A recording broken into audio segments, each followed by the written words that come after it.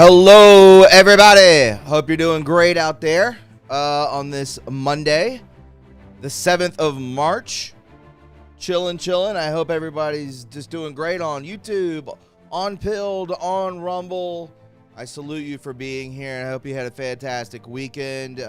Spring is here down in South Carolina. It feels great. 81 degrees for everybody out there.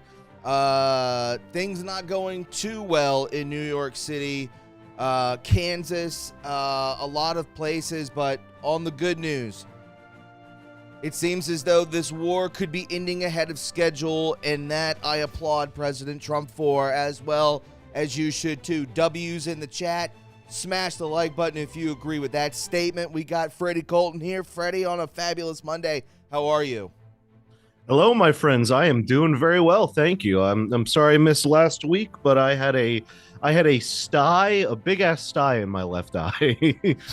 So those are not I fun. got rid of that. Luckily, I drained that. Yeah, so we're good now. So I'm back. Hello. Well, it's great to have everybody back. It's great to have Freddie here. Everybody on all chats, all fronts, and another person and another team that we're thankful to have with us is Noble Gold, my friends. So let's go ahead and get into that before we start the show. Friends, something's brewing. You can feel it. The problem, you never know the full story until afterwards. After the crash, after the collapse, after it's just too late. And here's the brutal truth. You can't protect yourself afterward. You have to be ready now. All this uncertainty, the chaos, the warning signs, maybe it's nothing. Maybe it's just noise. But maybe it's the beginning of something bigger. Nobody knows for sure, but waiting to find out, that's how people get hurt. Physical gold and silver aren't just investments. They are preparation. They are the foundation of real protection. My friends at Noble Gold Investments have been helping Americans protect themselves for nearly a decade. No pressure, no games, just proven insight when it matters. Look, you're either prepared or you're not, and that's the facts. Which one will you be when everything changes overnight? Visit noblegoldinvestments.com. Go to them right now, or go to TRUreportingGold.com for your free wealth protection kit. That's noblegoldinvestments.com or TRUreportingGold.com. Remember, they're prepared out there. Do not panic. Big shout out to Noble Gold Investments, True Reporting Gold. Make sure that you are prepared for anything that happens, because none of us have the looking glass. None of us can be ready unless we are ready for our financial futures, which could be stripped in an instant. Just understand that. But we're brave. I'll tell you what. So we'll stay ahead. I will give us the looking glass on behalf of Noble Gold. Have you seen silver lately? I mean, like, it's so big that my parents, who they're doing financially fine. Like, my parents are not people who need to sell off all their stuff, but my mom and dad recently realized silver is at such a level, and obviously Noble Gold does all types of metals, but silver like silver, right? And exactly, and silver is at such a high that they were like, we have all this silver, like all these random pieces of silverware, like literal silverware and stuff. Yeah. They just went and sold it, and they went and got something with it, and I think they got dinner and stuff. But they got like $4,000 for a couple of pieces of silver, and so this is the kind of thing that you want to, outside of the advertising, but to add to this, you need to jump on this shit. And Yes. People like Noble Gold, I've actually used them before I was even on this show. So, like, yeah, keep an eye out, my friends, because the crystal ball tells you that precious metals are never going out of style. I'm just telling you right now. Yeah, Bible Defenders, I didn't know you two were financial experts. We are not. No reason for the hate over there. We're just trying to let you know. I mean, what are you going to do, hang around with fiat money? That's going to be yeah, for real. Who walks around with cash? You probably, you got to diversify and get an NRA, or not NRA, but a IRA, whatever you can. What are you sticking with, a savings account? What are you doing over there? Don't do that. Don't be that person. Don't get left behind, as they say. Speaking of prices on stuff and everything, this is a great segue, and we can go ahead and get into it right now. President Trump right here says this, bada boom, bada bing, as you can see, short-term oil prices, which will drop rapidly when the destruction of the Iran nuclear threat is over, is a very small price to pay for the USA and world safety and peace. Only fools would think differently, President Donald J. Trump. And just as Respect. President Trump said, that was that was yesterday. This came out today, as you can see right here. Boom. Breaking, the U.S. oil prices extended their reversal, now dropping below $100 a barrel and just up plus 9% on the day. We are witnessing one of the biggest daily crude oil reversals in history. That is good. We want that. We want this to take place. The cheaper, the better. Gas prices will go down. He said it will go down rapidly, up and down, and that's good for us on all fronts.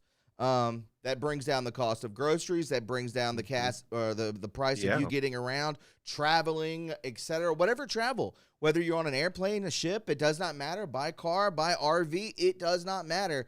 By transit of a Amtrak, whatever it may be, it's going to go down. That's positive, and we need to stay positive. I'm seeing a lot of people. I got blackpilled for a little while there with everything taking place, but you know, I had a good friend out there reach out to me and tell me that, listen, you know, you got to stick with this, and about the old narrative that we all thought about 2015, 16 going into this. You've got to keep that durability about you. You've got to keep that uptick within yourself so that we can all push forward like soldiers through these difficult times. Are you going to give up like some liberal cuck? No, you're not.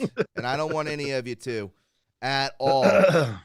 So let's go ahead and get into today's news. A high-risk IRA, Trump won. Yes, very true. Thanks for alluding to that. I love it. All right, well, here we go. As you guys can see up on the big board, two pro-Muslim fanatics, Ibrahim Koyumi, 19, and Amir Balat, 18, both self-radicalized in recent years, traveled to Turkey and other terror training hotspots. Law enforcement sources close to the case told the Post. We're going to be building into this story that is updating as we are live. So the teenage protesters are charged with hurling an IED at Gracie Mansion. There it is right there. An explosive known as the Mother of Satan was used in the bomb, law enforcement sources close to the case told the Post. Balat spent more than 3 months in Istanbul last year, while Ibrahim flew. You see how their names are different than like Abraham or bro, I was thinking that. It's the same thing. It's like Hakmalahokoko Abrahako. It's like inverted. Like, and then they throw something called the Mother of Satan. It's inverted. That's inversion. That is pretty fast. An IED is so extreme to have like on the streets in America. But I will say, yeah, it is one of those weird things that I talk about where it always fascinates me to see how right the Bible is in retrospect, you know, a lot, because it's crazy to see things like I had mentioned the other show a while ago. It's interesting. The Bible says pride is one of the worst sins, and yet some of the most sinful people celebrate pride. It's all about our pride, right? We know who I'm talking about. Yes. And it's fascinating, right? That they are so like those little inversions, and this one as well. The Mother of Satan. It has this name. I'm sure they know that, but also their names. I was thinking the same thing. Yeah. They took like the name Abraham and go Abraham, you know, Osama, whatever his last name is. But yeah, right, that is fast. You're not far off from that. But they also go on these straight up like where they get activated, where they become part of the killing machine. That's where they go. They go to Istanbul. Then of course they make a trip to Australia. You would not even believe how much of ISIS is there. Recruitment training is there. There's a lot of stuff back in 2019. Think about all the things that have taken place in Australia. New Zealand, remember those shootings? The one in Australia just happened months ago. The pair admitted to cops after getting busted at the violent demonstration outside the mayor's residence. The mayor's residence. Let's think about that now. Mom Dami, what are you doing? And we'll get to him in a second. Trying to throw it outside the residence on Saturday afternoon. They also watched ISIS videos and tossed the bomb at a right-wing agitator because they felt the agitator insulted their religion, the sources have said.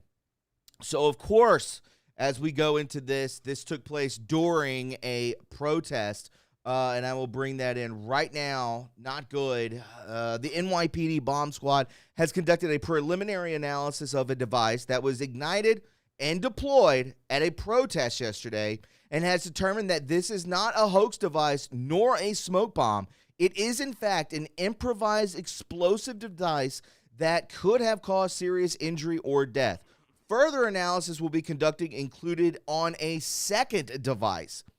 Balat and Koyumi were arrested on scene yesterday and are in custody in connection with this matter. The NYPD is working on this investigation with our partners at the U.S. Attorney's Office for the Southern District of New York and the FBI through our Joint Terrorism Task Force.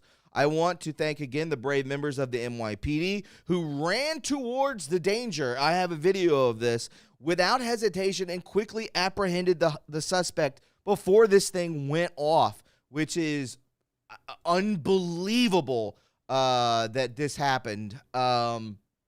So we will go to some updates right now on this, on quote unquote, this was not a bomb hoax by any means necessary. By the way, if you're enjoying the show, please help out with Gold Pills, 5,000 Gold Pill Challenge. We do have super chats now on YouTube. So send in a super chat, $1, $2, $5, $10, whatever it may be, and Rumble Rants. Help out the show, show that love, show that support. Let's get the update on this quote unquote non-bomb hoax. People know this area as New York City's Yorkville and also with the neighborhood. super pill, right? We had said you can choose a show topic if what was the certain amount. Oh, we had said if you send in a one of EMP. The larger super pill, EMP, yeah, which is crazy. There's a good one for you. Yeah, we will definitely do that for sure. That is on Pilled. So show that love, show that support, please. I know Jack Attack has already done that. And Zach from Tennessee as well. Fellas, let's be real. You have a lot of veterans who the government spent a lot of money teaching how to build and counter IEDs. This situation was almost comical. Yeah, and we'll get to the clip. I don't think Freddie has seen the clip. Not yet. But you will see these guys go down like a bag of bricks. So let's continue with this. And thank you, Zachary. People know this area as New York City's Yorkville neighborhood. It's a very affluent part of the city, lots of high-end residential properties. And this is all coming as quite a shock to the people who call this area home. They are actually, many of them are being told they can't go back to their residence right now while police continue their work here down the street. A couple neighbors have told me they've not been given a time frame as to when they will be able to return home. So lots of the people who live here are very shaken up, very anxious. This really, marking another tense moment. And right, yeah. Upping the ante for sure. Again, this was thrown out in front of the mayor's house. Just letting everyone know, Mom Donnie from New York, has an uphill battle, does not even condemn these people. Will not condemn these people. I think it's clear as to why, because he is Muslim. But listen, in his speech to New Yorkers, people that live in this affluent part of New York City, you will see that he does not even shame, besmirch, anything of that nature. And it happened right in front of the mayor's home. Let's take a listen. Of us were home at the time. This was a vile protest rooted in white supremacy entitled Stop the Islamic Takeover of New York City. He blames white supremacy, a vile white supremacy protest that I guess is okay to, and I'm not saying he did this, but kind of just saying, whatever. It was just an IED. We're just going to throw this thing into a bunch of people and cops, and but it's white supremacist. Take a listen. I'm the first Muslim mayor of our city. Anti-Muslim bigotry is nothing new to me, nor is it anything new for the 1 million or so Muslim New Yorkers who know this city as our home. While I found this protest appalling, I will not waver in my belief that it should be allowed to happen. Ours is a free society where the right to peaceful protest is sacred. It does not belong only to those we agree with. It belongs to everyone. I will defend that right every day that I am mayor, even when those protesting say things that I abhor.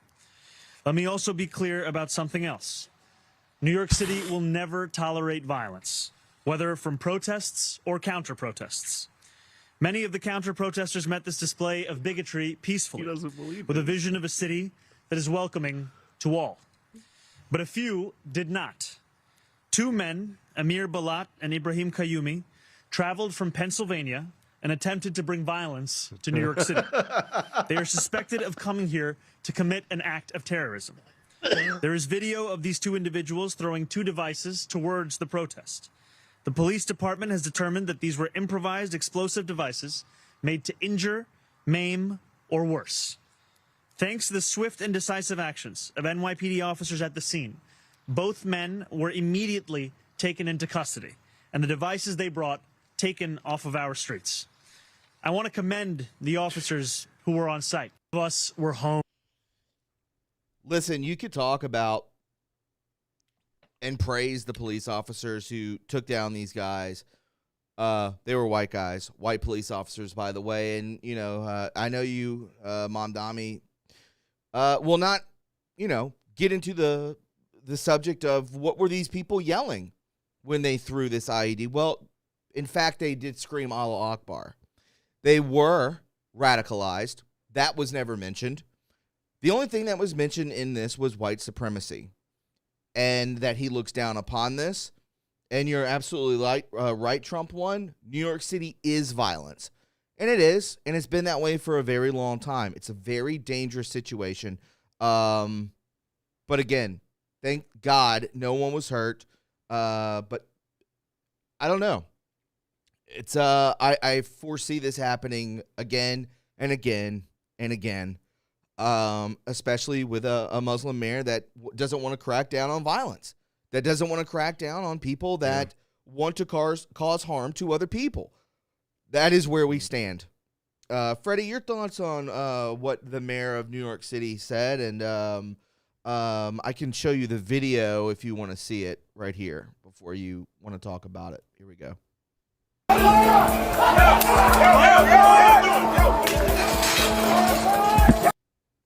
You hear it? One more time.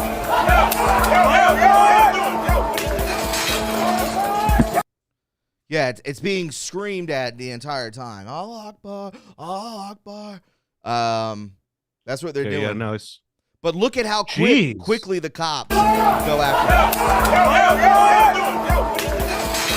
They go right at him. Yeah, they're on that. They go right at him. So those brave men, thank God. Thank God and bless them that nothing happened. They took this guy out really quickly and diffused the situation, literally and figuratively. Your thoughts on this? You think this is going to continue? Oh, yeah. And the reason I'm laughing as well, it might seem inappropriate while Mom Donnie's talking about all the, the death and whatnot.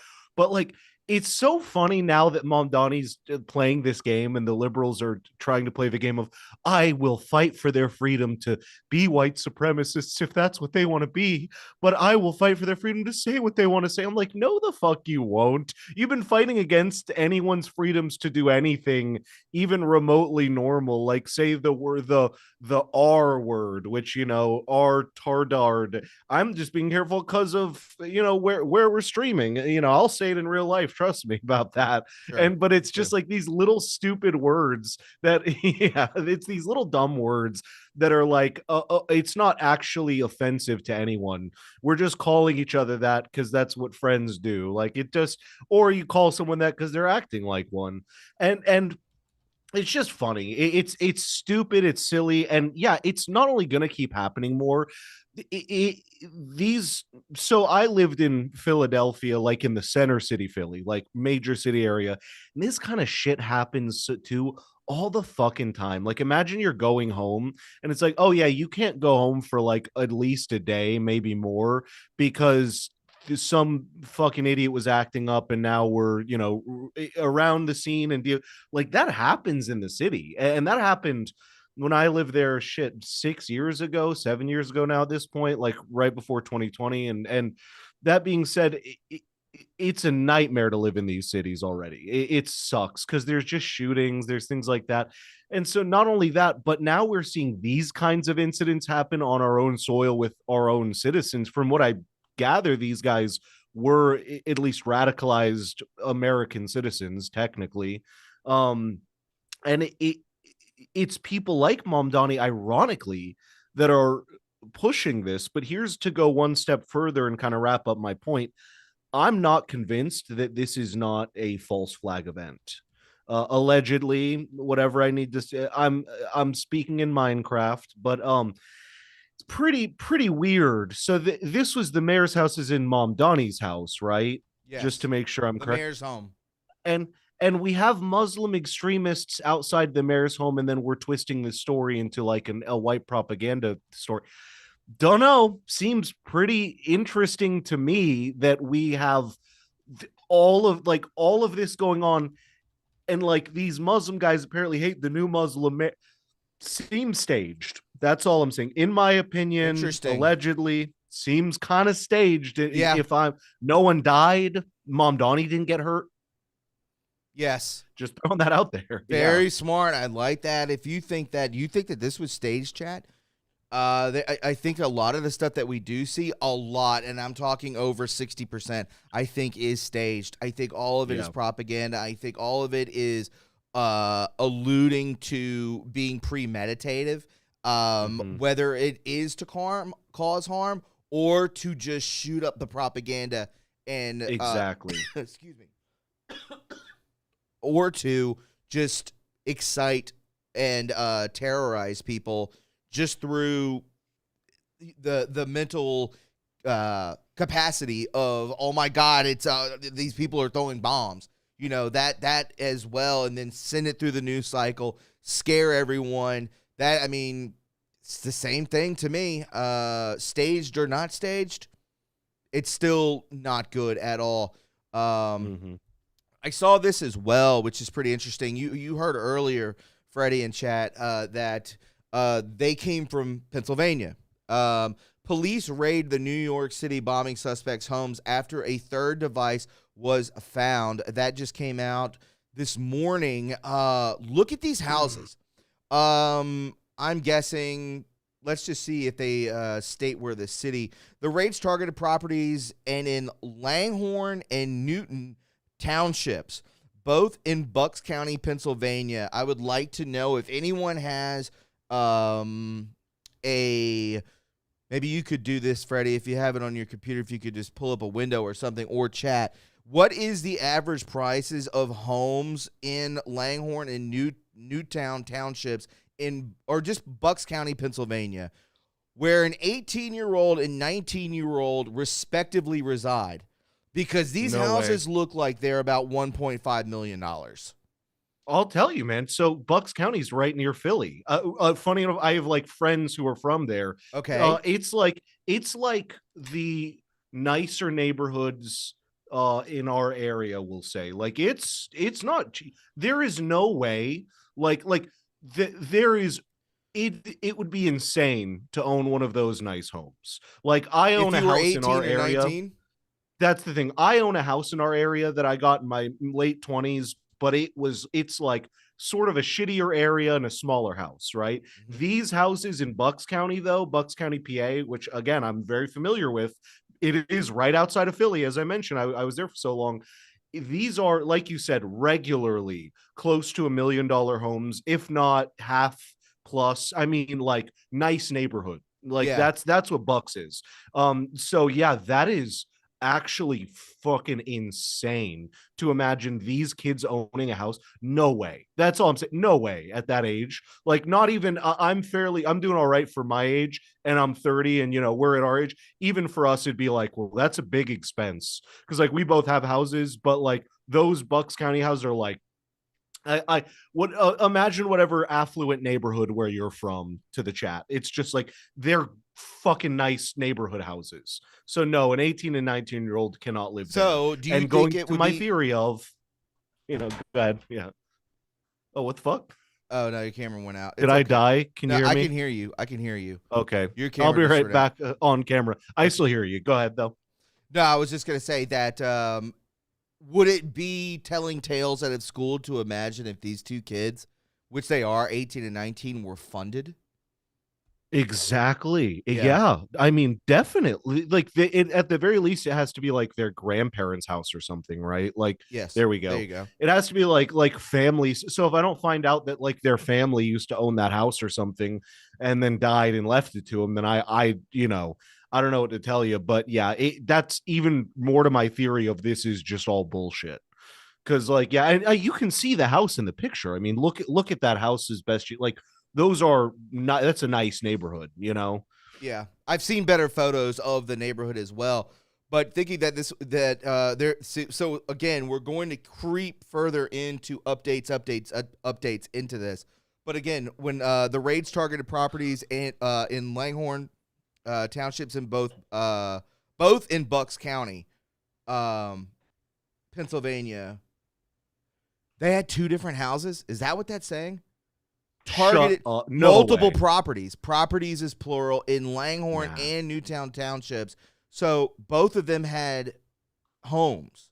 I'm assuming the two men who told investigators that they were inspired by ISIS tossed a homemade nail bomb at a group of Christian protesters at an event organized by right-wing activist Jake Lang.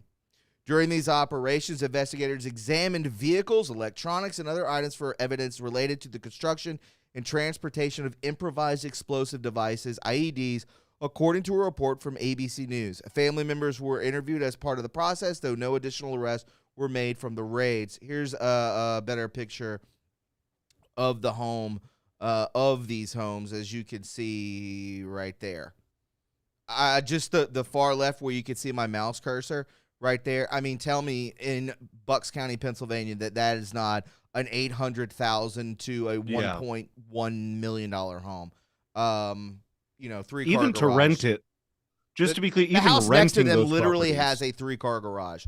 So yeah, let's just be honest with ourselves. Brick homes like that, very, very expensive. I'm sure you could find something like that in to be honest, in Atlanta, near Atlanta.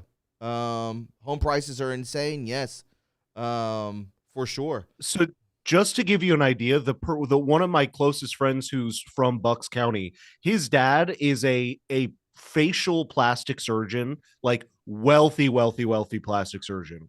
Nice ass house in Bucks, like probably not too far from here. I'm gonna call him and see if we can get an inside scoop on this. By the way, That'd be nice. Literally, I'm gonna ask. Yeah, but I'm just letting you know, like plastic surgeon, big money, like reconstructs faces. That's who lives in Bucks near where this is. So yeah, some 19-year-old can't even rent it. Like, let's be very clear. Like, that's actually insane. It says here as well that they were given counts of one alleges that they knowingly attempted to provide material support or resources, including personal, to wit, themselves, and services to a foreign terrorist organization, to wit, the Islamic State of Iraq and Al-Sham, which is ISIS, and is designated foreign terrorist organization. Count 2 details charges for a use of a weapon of mass destruction, saying that the two knowingly used, threatened, and attempted to use this weapon as a mass destruction, namely a destructive device against persons and property within the United States. Counts 3 and 4 and 5 all stem from the first two and reference transportation of explosive materials as well, interstate transportation and receipts of explosives, and the unlawful possession of destructive devices. Kayumi and Bala are alleged to have attempted to detonate 2 apparent explosive separate explosive devices in the vicinity of the Gracie Mansion in Manhattan, New York, during a protest and counter-protest in the area.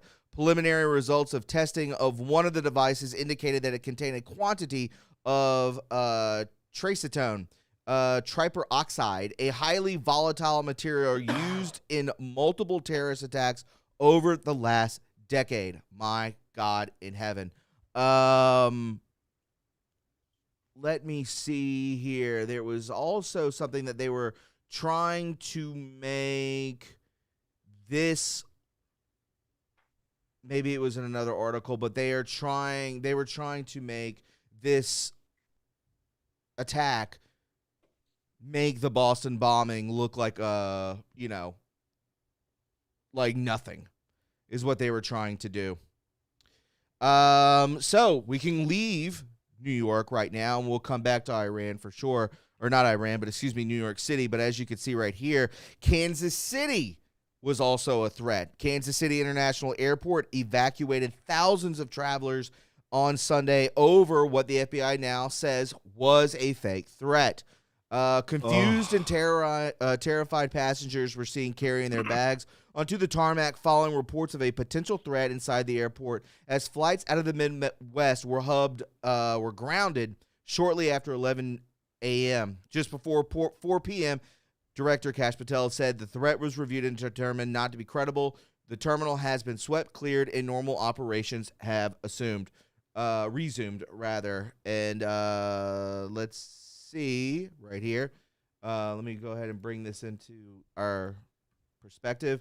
An update on the earlier threat at the Kansas City International Airport. The FBI and our law enforcement partners quickly responded to the scene and secured the area. The threat was reviewed and determined not to be credible. The terminal has been swept, cleared, and normal operations resumed. Thank you to our federal partners at the U.S. DOT and Secretary Duffy for the coordination and quick response. Threats like these are a federal crime. FBI and law enforcement partners will fully investigate and bring to justice anyone responsible. So again, yes, this was quote unquote not a threat, but this is a federal crime. So whoever is even calling in, you could cause a riot. You could cause a lot to happen at an airport. Let's just be honest with ourselves. A lot of bad things. Even if it's a prank, even if it's a hoax, this is still a federal crime. Find the person that did this and lock them the fuck up. That's it. End of story. And that's what took place in Kansas as well. We'll probably start seeing this all over the place. Those of you that want to travel, but keep your head on a swivel. See something, say something. Would you agree, Freddie? I absolutely agree. This goes to my point of we used to live in a high trust society where there weren't fucking idiots calling in fake threats, making us evacuate an airport at 11 a.m. Could you imagine like just how I would be fucking furious, dude? Because I already hate having to go like travel on an airplane and stuff like that and just go, deal with getting in between places. And like having to deal with that in such a major area as well for especially like stopping through to get to other bigger places. But again, we had a high trust society that you could write a check. I was just thinking about this. You remember how you could write someone a check?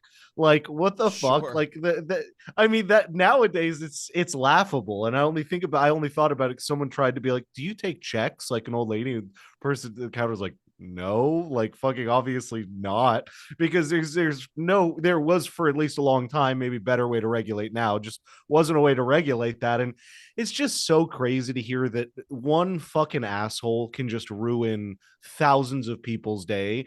And probably that's what they wanted. To be honest, it's probably not even like, I don't consider it a real terrorist or anything. Well, I think it's a terroristic act, of course, to do that, but I don't think it's like an actual legitimate terrorist. It's just some fucking idiot online or some asshole who wants to be just an asshole to everyone. And, sitting in his house, like, let me figure out how to VPN and call the people with a number they can't trace and just fuck up everyone's day. That's all they want. They want the headline. It's trolls. It's internet trolls that have just kind of evolved into needing to get a bigger kick, and so that's all that I consider these fucking idiots that are doing this. It's just like, I guess my only message is don't be a fucking asshole, guys. You know what I mean? Like, Yeah. this is the last one is true. Like, we need to be worried about terrorism. Again, this is a terroristic act by someone who I think is just some pathetic fucking loser sitting in their house, getting a kick out of inconveniencing 1,000 people. Like their joy is just being an asshole. So yeah, it sucks. I hate these kind of stories. Our good friend Brett Collins, who comes in on Tuesdays, says the New York City terrorist parents just got naturalized. Pretty sad. Deport and send them back to Afghanistan. Naturalized, do you mean that, they're natural citizens? Is that what you're saying? Is that what you mean by that, Brett? Let me know, buddy. I'd appreciate that. Carolyn Beeler, 6853, stop cussing. I will not participate. Offensive. Goodbye. Not going to tell us what to say or do by any means. Free speech, pal. Yes. Okay. Brett says yes, they're natural citizens. So they get to stay? This is what we're doing. They get to stay after that. Unbelievable. Serious. We also have an update on the price of the home. Where was that at? Dubac. Thank you, over there on Pilled. A 5,800 square foot house. It's a pretty big home. We underestimated it. $2.5 million. That's 6 bedrooms. Yep. That's crazy. Yep.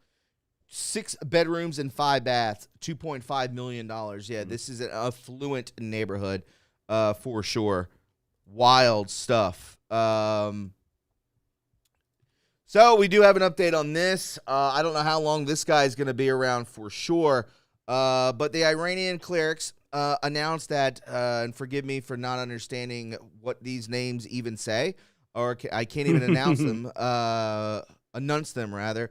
Mojtaba Khamenei, the second eldest son of the former leader Ayatollah Khamenei, is the new supreme leader. Let's give him a round of applause. Yeah! Mojtaba, whatever your name is. I don't expect this guy to be around for any particular amount of time. It says that's pretty much where that ends right there. But as we can see, and you can, whatever, look at this any way that you want, that the Iran state TV suggests that this gentleman, Khamenei, was injured in the ongoing war. So they move him in. Again, this is the second eldest son of the former leader Ayatollah, who was taken out in the initial attack. He is injured and now is running the show right now. So Iran state TV called Mojtaba Khamenei was injured war veteran of Ramadan, apparently suggesting he's been wounded in the ongoing war. It also claimed that Mojtaba is fluent in English and has completed psychological and psychoanalysis specialized courses and is knowledgeable about modern technologies, military sciences, and security affairs, as well as political principles and the country's executive requirements. The people of Iran, I believe it's almost like 90-10, maybe 80-20 at most, do not want anyone that has that last name as their leader at all. So this is going to continue.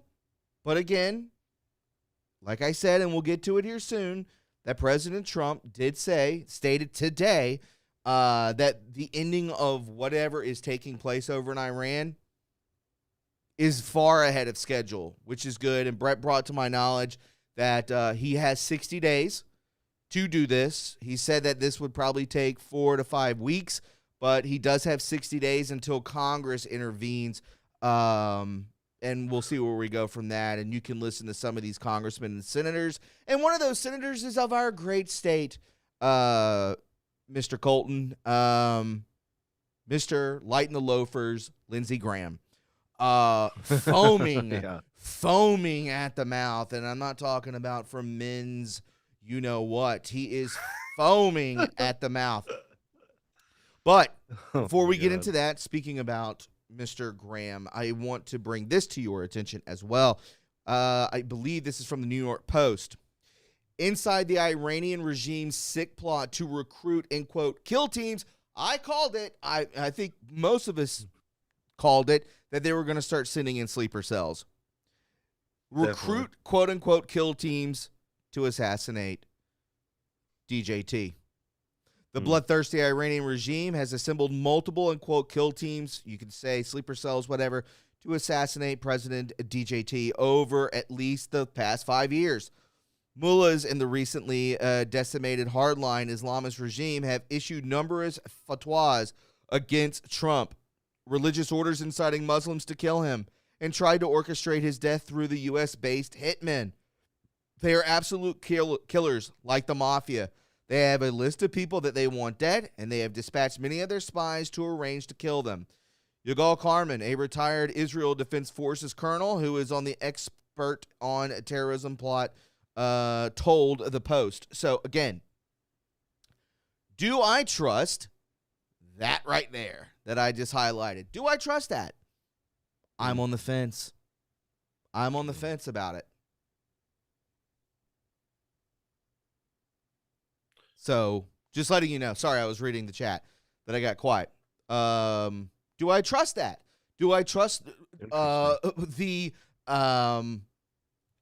what was that? The Iran State TV. Do I trust that as well? Iran State TV suggests that he was injured in the ongoing war. I don't know if I trust either one of those.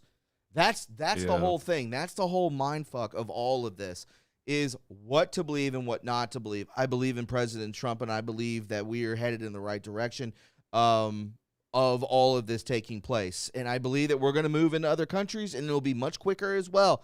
Look how fast Venezuela went down. It was like, what, 28 hours, something like that, 48 hours? Very quick. 2 plots, both from 2024, were foiled, but give a shocking insight into the links of the regime that was preparing to go before U.S. armed forces and starting their assault on Iran February 28th and killed the Ayatollah and his henchmen. Freddie, I'll ask you this. There's a rumor that was going around back at Butler, Pennsylvania, and a lot of people called bullshit on it. I was one of them. I don't know if it's true. It's one of those things I'm on the fence about, where you saw it all on the left-wing media. Some on Fox News saying that, hey, listen, Iran did that. Iran got Thomas Crooks, paid for him to be trained to go up on that little rooftop and take fire. That was their boy that they pretty much indoctrinated. I don't know if that's true. There's no way to ever know that that's true, because everything about him, he's gone. No social media background, nothing. Incinerate the body. We're done. Wipe the hands. Clean slate. Sweep it under the rug. Let's move on. That's what took place in Butler, Pennsylvania. We all remember it. But now, come up with a plot to assassinate Trump while he was still on the campaign trail. He recruited 2 U.S.-based hitmen who were both later caught. So, the spy, Farhad Shakiri, said that he was directed by his Iranian handlers to come up with a plan for the assassination of Trump on October 7th, 2024. What date was that where he got popped in the ear in Butler? What date was that? I should know it offhand, but everything moves so quickly. I should too. I don't remember. I don't remember that date. Does somebody in the chat know? Shakiri indicated in Iranian Revolutionary Guard troops, the IRGC official, that it would cost a huge amount of money. In response, IRGC officials said that we have already spent a lot of money, so the money's not an issue, according to the documents from the trials of these quote-unquote hitmen that were out there. Yeah, They were initially promised $100,000 to assassinate a different person, an anti-Iranian regime activist. However, they were caught both before carrying out their plan. Both men were found guilty of murder for hire, with Riviera sentenced to 15 years in prison in January. Yeah. So, yeah. That's all out there. Shakira was charged with murder for hire by FBI in absentia as he remained in Iran. So the hitmans are out there for sure. These kill teams are being created, and special forces better step up. Security better step up. I think it was October 8th, to be honest, what took place in Butler. I'll just do it right now. When was Butler?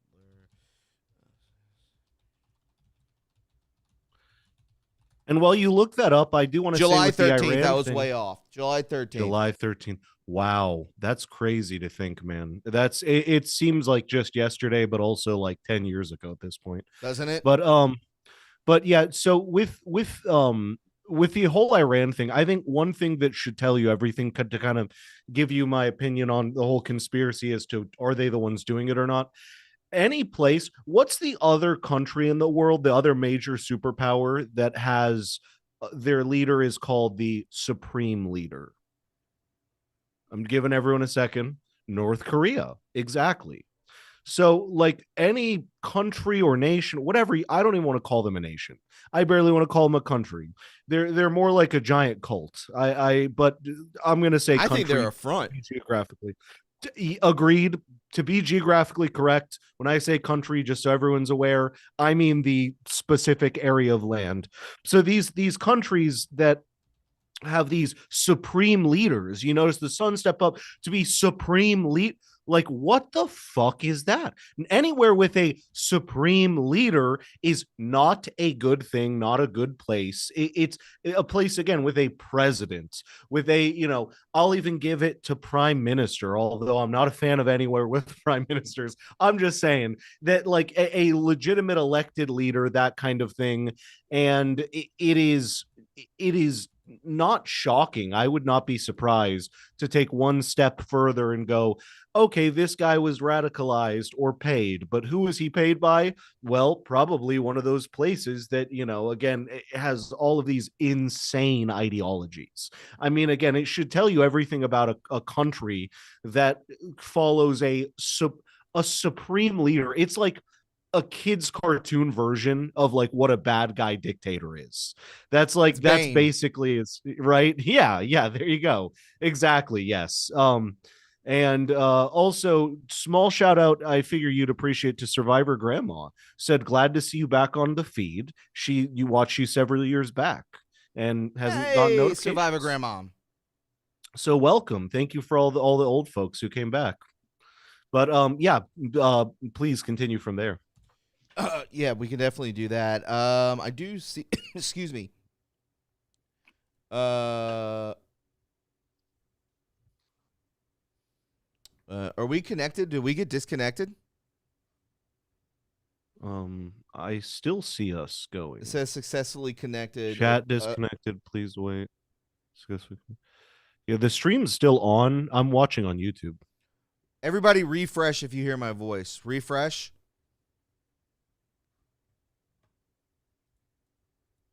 Yeah, I hear you asking if we're connected, so we're good. Okay, on YouTube. Yeah, here, test.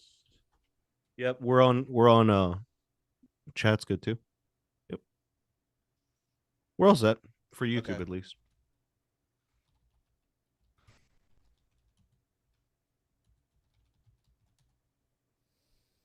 Five by five. Okay, I don't know. Yeah, YouTube dropped us for a second. That's okay. We're back. Yeah. Tends to happen. Yeah, no, I was trying to see something really quick because somebody mentioned in the chat that President Trump was speaking live right now. But I am not. See, it looks like the internet did go down for a second on my end. But that's okay. All right. Let's continue on with this for sure. I have not watched this. He's live on Forbes Breaking News. right now. Is he on his own YouTube page? I've got to check that actually. But he's on a few, Here I we guess. go. Stand for him. There's something wrong with those people. And Take we a can't listen. let them ever be in a position where they can lead this country again or destroy this country again, because we almost lost this country. This country was close to being lost. The representatives in this room provided the pivotal votes in securing a record $1 trillion for the United States military this year, and now the world is witnessing the importance of that investment with one of the most complex and stunning operations ever conducted, and that's Operation Epic Fury. That's a great name, isn't it? Epic Fury. That's even better than Midnight Hammer, which was pretty good too, right? That was where we knocked out their nuclear potential. That was a big day, because if we didn't do that, they would have had a nuclear weapon within 2 weeks. And I think we'd be in a lot different situation. And then you had, of course, what they did in Pretty sick name. Venezuela, how that was just so far so good. We've done a real job. We've got all good ones. If you go back and you look at Afghanistan with Biden, one of the worst, I think the most embarrassing moment in the history of our country. If you look at what happened with Jimmy Carter, also with Iran, but if you look at what happened with the helicopters and the hostages, it cost them the election. It was what a mess. The world respects us right now more than they have ever respected us before. And because of Republicans, you people in Congress, the United States has by far the strongest and most powerful military on the face of the earth. We're the strongest military anywhere in the earth, and now everybody understands it. Together with our Israeli partners, we're crushing the enemy in an overwhelming display of technical skill and military force. Iran's drone and missile capability is being utterly demolished. The Navy is gone. It's all lying at the bottom of the ocean. 46 ships, can you believe it? In fact, I got a little upset with our people. I said, what quality of ship? Excellent, sir. Top of the line. I said, why did we just capture the ship? We could have used it. Why did we sink them? They said, it's more fun to sink them. I said, that's not. They like sinking them better. They say it's safer to sink them. I guess it's probably true. But think of it, we knocked out 46, and actually took 3.5 days. Their terrorist leaders are gone. We're counting down the minutes until they will be gone. Think of it, we had leaders, and they're gone. Then we had new leaders, and they're gone. And now nobody has any idea who the people are that are going to be the head of the country, and will not relent until the enemy is totally and decisively defeated.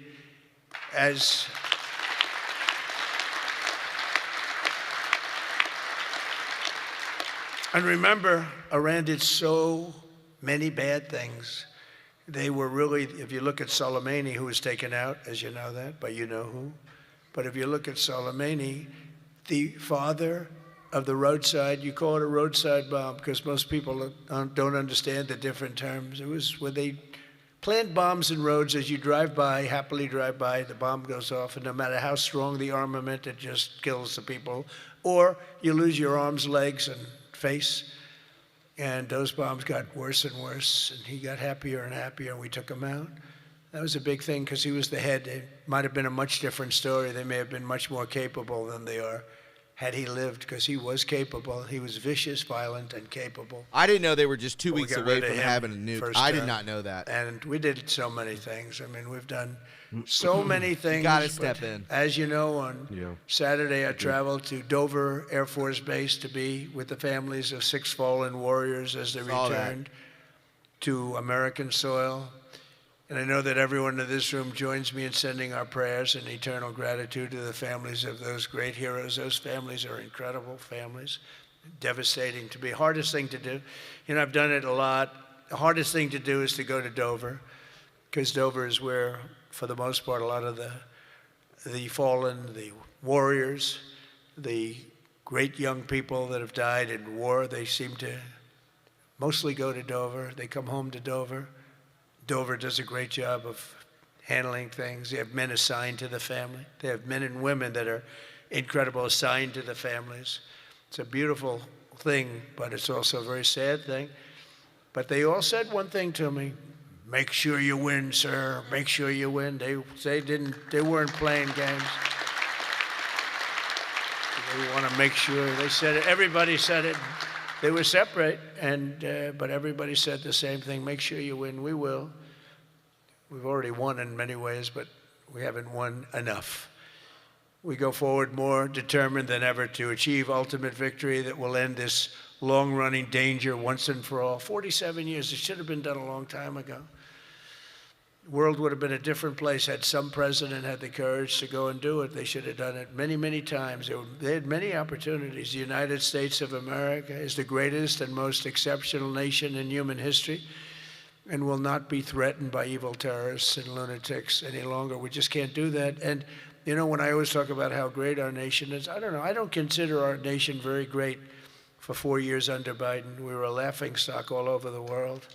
We were a laughingstock. So, you know, I say great, great, great, but I don't know. When you look at what happened with so many different things, the open border, 25 million people, many of them very bad people pouring into our country with open borders that just said, come on in, makes no difference. They emptied their jails into our country. 11,888 murders, 50% of which murdered more than one person. The drug dealers came in, the mentally insane came in, they emptied their mental institutions, they emptied their insane asylum. That's a step above a mental institution. They emptied them all right into our country, and we've done a great job of doing what we've done. Think of it, we have the lowest crime rate that we've ever had. We have the lowest murder rate in 125 years, and we're saddled with all of the problems of the criminals that were let in. You know, look, they're smart people. I know the people that run those countries, every one of them, and they're all streetwise, very smart, and I would do exactly the same thing. They emptied their jails into our country. I said that was going to happen when I heard that they were having open borders. I didn't believe that they were going to have it. When I realized that they actually were going to have open borders, I said, we're going to have every person in jail. We're going to have every drug dealer. We're going to have all these countries all over the world. The Congo, they emptied their jails all the way from the Congo to all parts of South America, Asia. They sent in their people in jail, murderers. Some of the worst people on earth got sent into our country. And I'll tell you what, ICE is unbelievable, what they have to put up with and how tough they have to be. That goes for Border Patrol, and it goes for law enforcement, our law enforcement people. But sadly, even as our service members are fighting bravely to protect America abroad, the Democrat minority in Congress is deliberately sabotaging our national security at home. And you're going through it right now, fellas. I mean, you're going through, it's not even believable. You know, we should be very safe right now, especially when we're attacking somebody that's evil, bad intention. But last week, 53 House Democrats voted against a resolution affirming that Iran remains the world's #1 state sponsor of terror. Who the hell would do that? I mean, almost every act, whether it's Hamas or Hezbollah, no matter what, you take a look, it's Iran or Iran sponsored. And even more outrageously, as we speak, Democrats have shut down the Department of Homeland Security. They've got it shut down. Do you believe it? Right now. Because they care more about amnesty for illegal alien criminals than about protecting the lives of American citizens. I mean, take a look at it. The American citizen is being scoffed at by Democrats. It doesn't make sense. None of this stuff makes sense to me, you know, when they sat and they wouldn't stand up for incredible people. They just refused to clap, stand up. By the end of the speech, by the way, they were all standing because somebody was passing. No, you people are getting killed tonight. They were all, they'd stand up for everything I was saying. At the end, that last half hour, they were standing up for things that they shouldn't have stood up for because they got the word, you're getting killed tonight. Stand up and clap for the woman that just lost her daughter, please, to a violent criminal. But Democrats must vote immediately to reopen the Department of Homeland Security so that we have the resources to keep Yeah. America safe. You've heard about it.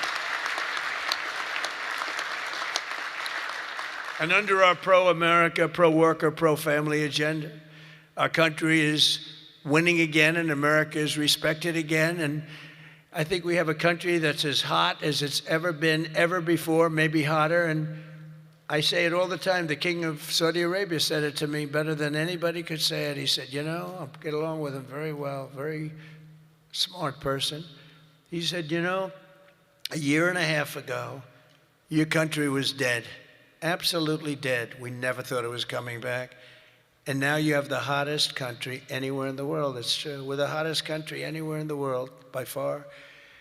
And that's before we showed off our military strength with Venezuela and now with Iran. You know, Iran was supposed to be this big, powerful country. We wrapped the hell out of them. And, you know, I don't know when they cry uncle, but they should have cried it 2 days ago, right? But they don't have anything left. In our country, inflation is plummeting. Incomes are rising. The economy is surging. Our border is the most secure at any time in American history. And the murder rate is the lowest in 125 years. That's before my father was born. My father was born 6 years later than that. I don't know if he'd like me to say that. Never liked to talk about his age. He said, don't talk about that. But think about 125 years ago, 1900, the year 1900. The stock market has set 53 all-time record highs since the election. And it's going to go a lot higher as soon as we get rid of this stuff that we're doing right now, that we really had no choice. I mean, I think I asked people, I said, would you rather do this or would you rather go along nice and smoothly, but eventually have a catastrophe the likes of which perhaps the world has never seen? And just about everybody says, except for lunatics, said, no, you had to get it done. Should have been done a long time ago. The average 401k is up almost $35,000. Think of that. It's at the best they've ever done.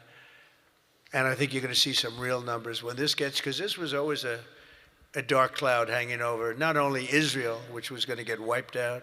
You know, if we didn't do that B-2 attack, Israel would have been wiped out. They would have had a nuclear weapon within 2 weeks after that. And even now, I think they were looking to take over the Middle East, because when you look, and we have pretty good proof, all of those missiles that were so stupidly aimed at Qatar, Saudi Arabia, UAE, they were all aimed, and others, at countries that were sort of like, leave us alone. They were all right. They were sort of neutral, but they weren't doing it. All of a sudden, they're getting hit with missiles. And they could have gone one of two ways. They could have gone toward their side, like we're with you, or they could have gone with our side, and they really went with our side, and they've helped us, and they've been a big force. But they got hit. But they were going to be hit with us. Had we not done the B-2 raid, and if we not done this one where we said, nope, it's time to go in, we have to go in, have no choice. Number one, if we didn't go in, they would have come in after us, because I see the Democrats trying to justify it, and they're failing because the voter on the street is... He's telling us the reason why we're over there right now. This is pretty compelling stuff. saying it. You got to be kidding. Keep but the I see faith, where they're folks. going. Well, they're always saying, no, there was no Yeah, reason. most presidents won't be I'll this give you the best transparent. reason of all. No. Within a week, they were going to attack us 100%. They were ready. They had all these missiles, far more than anyone thought, and they were going to attack us. But they were going to attack all of the Middle East and Israel, and if they had a nuclear weapon, they would have used it on Israel. And this was going to be a major attack. And they had all of those missile sites and all those launchers that we got rid of, about 80% of them right now, by the way. Got rid of most of the, see, it's died down to a trickle. There are very few launchers left. What our military has done is amazing. They wiped out almost 20%, maybe 22, 23%, but the rest are going very quickly. And the missiles have been largely knocked out. The drones have been knocked down, and we're hitting where they make the drones. We know them all, and we're knocking the hell out of that now where they manufacture the drones. A lot of work, a lot of brilliant work, but we're going to have a much safer world as soon as it's finished, and it's going to be finished pretty quickly. With the help of our House Republican majority, we passed the largest tax cuts in American history, and we have to be talking about it. And with the great, big, beautiful bill We delivered no tax on tips, no tax on overtime, and no tax on Social Security for our great seniors. And we did something else which is great that nobody ever talks about, Tom, and we have to talk about it. We made interest on auto loans fully deductible. That's never happened. We've never had that. You know, rich people always get deductions, but middle-income people, people that have to struggle a little bit, never did. But now they can deduct the interest paid against their taxes. We have one little proviso, and I put this on, it's very important, only if the car is made in America, all right? That's going to have a huge impact. That's going to have a huge impact. We passed the Trump accounts to give every child in America a head start on the American dream, and that's so good. It was, I'll tell you, the Dell family, Dell computer, put up $6,250 million. Think of it. He started with very little, nothing, very, very little. Started making computers on his bed. And he said, yeah, people started liking them better than the ones from the store. And he never stopped.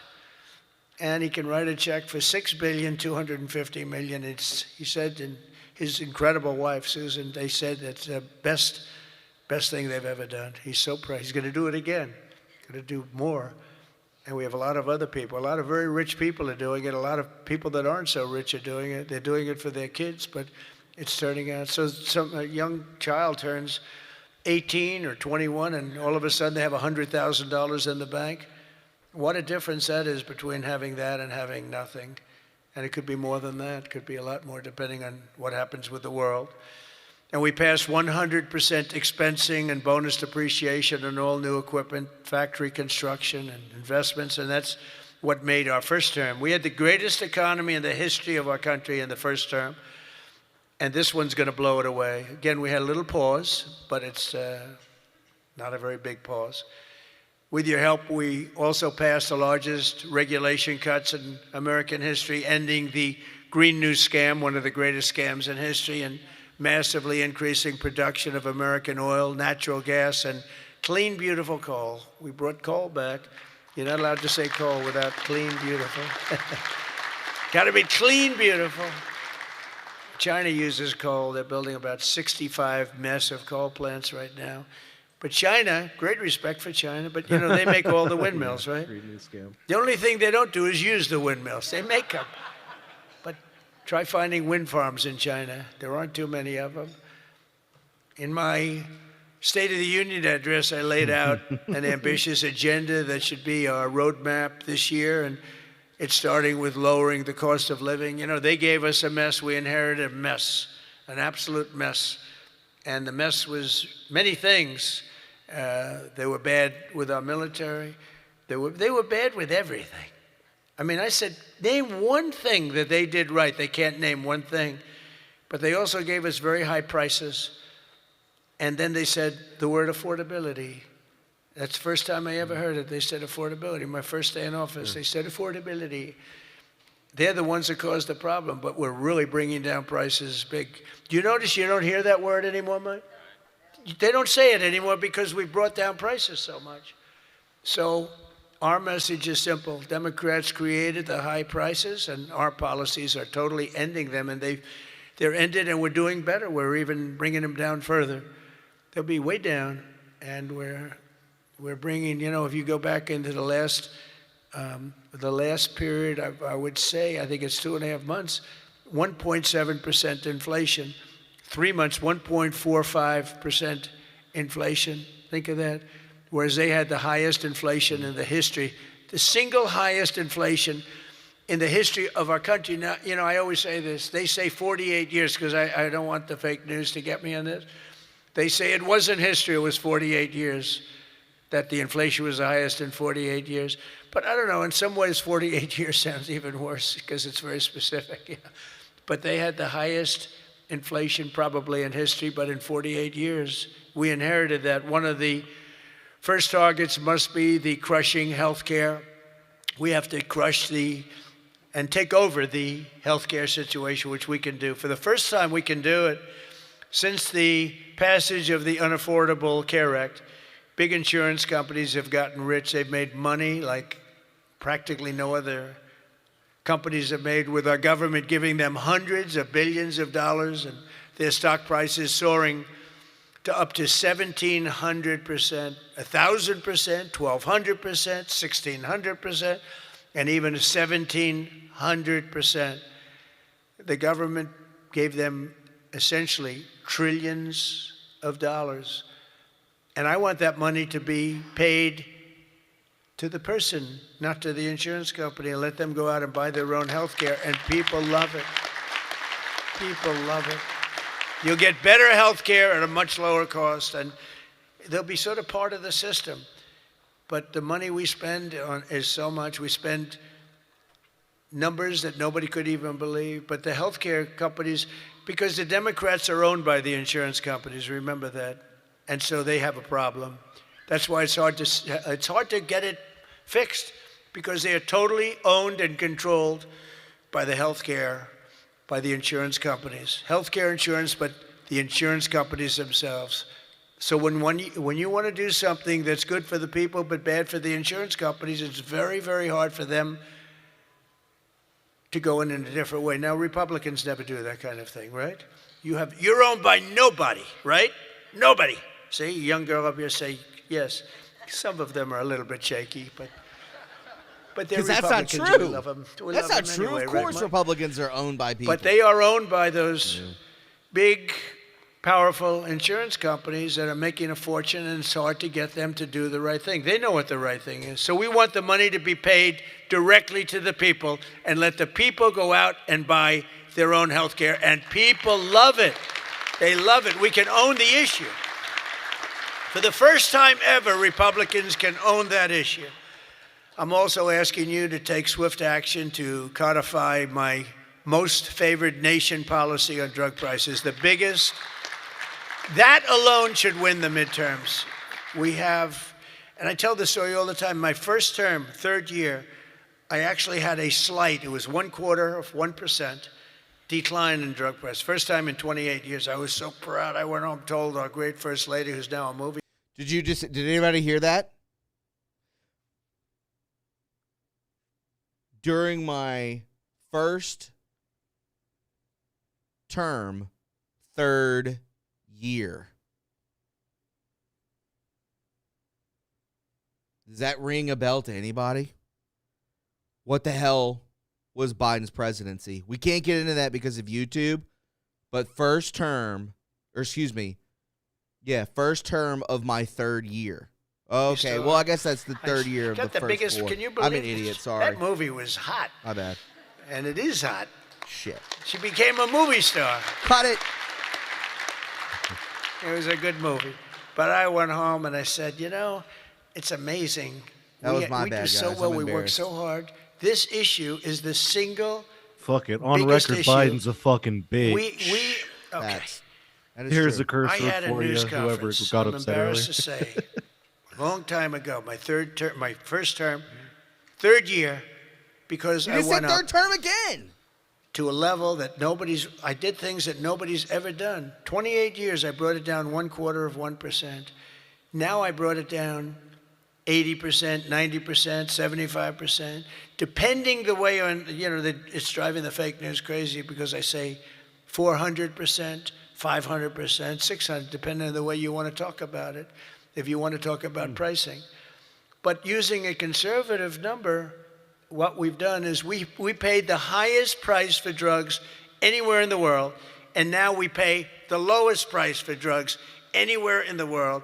We are tied for the lowest price. Whoever has the lowest price, that's what we pay. And I did that through tariffs. We had a little disappointing decision, to put it mildly, from the Supreme Court.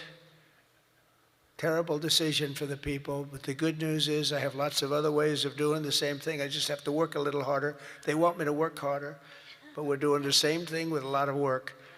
But I use tariffs to get this, because I went to other countries. The drug companies were not easy, but I got them. And I said, we're not paying. We were paying for a pill $130 that in London and Germany and different places you'd pay $10. So we were paying 13 times more. They're paying $10, we're paying $130. And the drug companies, I called them in. We had a rough time, but it wasn't that bad. And they agreed because they knew that I couldn't get the countries. You had to get the countries to approve it. And I called up, and you've heard me say this a couple of times, not often, but I called the countries up. I called up France. I said, Emmanuel Macron. At the bottom of the hour at 10:30, we're going to switch back over to the podcast. I just want to see where he was going with this. He's kind of on his, stuff that I've heard before. I'm sure you've all heard it as well. Once we hit the bottom of the hour at 5:30, we'll get back into what we had planned for today, because there's a lot of stuff that I definitely want to hear Freddie's takes on and your takes on in the chat. By the way, Super Chats are live. If you are on YouTube right now, please hit up that Super Chat. Make sure that you do it. That would be great. And the 5,000 Gold Pill Challenge and Rumble Rant. Show that love. Let's go. Lift it up. well, Show support. you have to cut I greatly thank you. your good friends from America a reasonable deal. What's happening is you are paying a tiny fraction for drugs. No, Donald, I cannot do anything about that. I said, you can. He said, no, I will not do it. I will not do it. Because he'd have to raise his pill from $10 to $20 and maybe even $30. Ours would come down from $13 to $130 down to $20. Think of that. From $130. That's what you're going to get. From $130 to $20. But he has to double his price from $10, and they were the boss. I said, no, you will. No, Donald, I cannot do that. And I heard this from all the other countries, too, very elegant people. And they were saying, no, we cannot do this. We will not do this. I said, yes, you will, 100%. No, we will not. Because, they have to double up their prices. And I said, well, here's the story. If you don't do it, I'm going to put, in the case of Emmanuel, I said a 100% tariff on all wines and champagnes coming into the United States. No, Donald, you cannot do that. I said, I've already got the legislation. It's right in front of my desk. I'm going to sign it. Emmanuel. He said, Donald, I will agree to this. So he agreed. Everybody agreed. I got every country to agree. And now you've done something that no other president could have done. No, I don't want to brag. But, they've said this about a lot of things. No other president could do some of this shit I'm doing. No other president. Listen. The things I'm doing, nobody else was going to do it. They say it all the time, sir, could you do this? You're the only one can do it. But we got it done, and we got the countries to all go along. Because I said, if you don't do it, I'm going to raise your tariffs to 200%, to 150%, and that's 10 times more than I'm asking for. And every single one, if it took me 5 minutes, that was like a long time. I was doing badly with that one. So now we have most favored nation pricing into permanent law, and you should codify it. But I don't care that much about codifying it, because what politician is going to agree to increase drug prices by 500%, okay? So, but it's still good to have it codified. Don't you agree? They're saying, sir, we have to codify it. I said, that's okay, but I'm not. Other things you should codify. That I can tell you. This one, you should codify, because you want to take credit for it. You want to take credit for it. So if you can, please codify it. Get out there and codify. You're getting an 80%, 85%, 55%, 70% reduction in drug prices. Codify it. But if you don't, no president's going to raise it, in my opinion. Although they are crazy, these people are crazy. They could find a way. You better get it codified. And as we work to bring down interest rates so that more Americans afford a house, I'm also asking you to ban the Wall Street firms, large Wall Street firms, institutional investors, from buying up thousands and thousands of single-family homes, hundreds of thousands of homes, because homes really are for people, not for hedge funds. We want to get the market out so they can do it, and we're stopping it. We want people to be able to buy a house. It's the American dream. Buying a house is a part of the American dream. And we must also stand up for the safety of our citizens. One of my guests at the State of the Union was Anya Zarutska, the mother of beautiful 23-year-old Ukrainian girl who was stabbed to death on a train in North Carolina by a deranged criminal, arrested more than a dozen True. times. And I had the mother, as you know, at the State of the Union, and she was devastated. Beautiful woman, devastated, uncontrollably devastated. And we couldn't get one Democrat to even clap. The Republicans clapped and went wild, and they loved her. Not one Democrat in that whole room even thought about clapping. They sat there frozen-faced. Disgusting. House Republicans should get every member of Congress on record and pass a tough new crime bill that imposes harsh penalties for dangerous repeat offenders, which this nut was, cracks down on rogue judges and prosecutors, and ends no cash bail once and for all. No cash bail is a big part. I remember that. I mean, you have a man murder somebody, and by that afternoon, he's out on bail. No cash bail. Well, the woman that got It's a stabbed, the guy that huge- did the stabbing, huge and problem. I'm kind of done with this. But yeah, the man in Charlotte, North Carolina, stabbed the Ukrainian woman multiple times. Wasn't he let out like 27 times? Over Yeah. and over and over and over and over Over again? 20. Over 20 for sure. Yeah, President Trump kind of going down the route that he usually goes on. You can go back and watch that for sure. I had a video of Pete Hegseth on 60 Minutes. If you want to go watch that, I could drop that link for you right now in the chat as well. I don't want to take up all of our time watching that because I know 60 Minutes will probably just ruin it. But, yeah, there you go. Take that.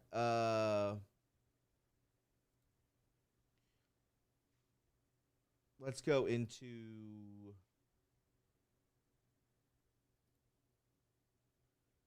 this. So this is from George Santos, where you like him or not. I do like him. I think he's hilarious. I think he's a troll. I don't care that he's homosexual at all. I think it's hilarious. But this is where we're going when it comes to when he's saying, Congress, do we trust him? I saw it in the chat multiple times. Do we trust Congress? How much of the Supreme Court do we think has been 100%, compromised, whatever it may be? But just this is what I was telling you earlier, Freddie, about just the way that he is crazy. By the way, we've covered this multiple times. I believe it was like 2002, 2006. But Lindsey Graham, Freddie and mine, and our senator was given over $6 million from Raytheon or from Lockheed Martin, one of the two. So he's bought and paid for $6 million. I'm sure he's gotten some more payments since then. But that was the initial payment. He's salivating. I don't like the regime, but Jesus Christ, he's horny over this war. Just take a listen to this. Does this sound like a sane person to you? Everyone in the chat, just listen. What if one of us spoke like this in public or to anybody, or you had a relative speak like this? It's just cringe. Take a listen. And we're going to win. All right, Israel and the United States, you just wait to see what comes in the next 2 weeks. The next 2 weeks, meaning what? We're going to blow the hell out of these people. This regime is in a death row now. It is going to be on its knees. It's going to fall. And when it falls, we're going to have peace like no other time. We're going to have prosperity unlike anyone could ever imagine. Peace brings prosperity. You can't do it by talking. The Democrats criticize this operation. They didn't do a damn thing. These men and women in the military should make us all proud. And we're going to win. It's just On its very... knees. Yeah, exactly. What did you say? Say it again.